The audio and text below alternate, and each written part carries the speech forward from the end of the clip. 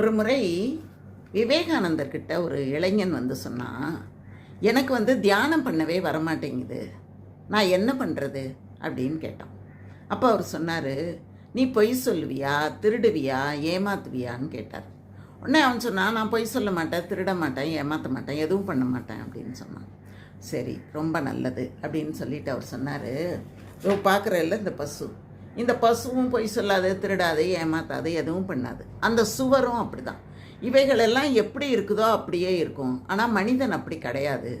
இன்றைக்கி திருடனாக இருக்கிறவன் நாளைக்கு நல்லவனாக மாறலாம். இன்றைக்கி பொய் சொன்னவன் நாளைக்கு ஒரு நல்ல உண்மை பேசக்கூடியவனாக மாறலாம். மனிதர்களுக்கு மாற்றம் நிகழ்ந்து கொண்டே இருக்கணும். உனக்கு இப்போ தேவை அதை அறிந்து கொள்ளக்கூடிய பகுத்தறிவு தான் உனக்கு தேவை. அந்த பகுத்தறிவை நீ முதல்ல தெரிஞ்சுக்கோ. அந்த பகுத்தறிவை நீ அறிந்து கொள்ளணும் அப்படின்னா கஷ்டப்படுற மக்களை பாரு, அவங்களுக்கு போய் நிறைய தொண்டுகள் செய், உன்னால் முடிஞ்ச வரைக்கும் மற்றவங்களுக்கு ஆறுதல் கொடு. இந்த மாதிரி நீ மற்றவங்களுக்கு உதவி செய்யும்போது, தொண்டு செய்யும்போது, ஆறுதல் கொடுக்கும்போது உன்னுடைய மனம் தெளிவாகும். அதுக்கு பிறகு தியானம் பண்ணுறது மிக எளிதாக நடக்கும். அதுக்காக கவலைப்படாத அப்படின்னு சொன்னாராம் விவேகானந்தர். அதனால் தேவை இப்போது பகுத்தறிவு அப்படிங்கிறத அவர் அந்த இளைஞனுக்கு வலியுறுத்தி சொன்னாராம்.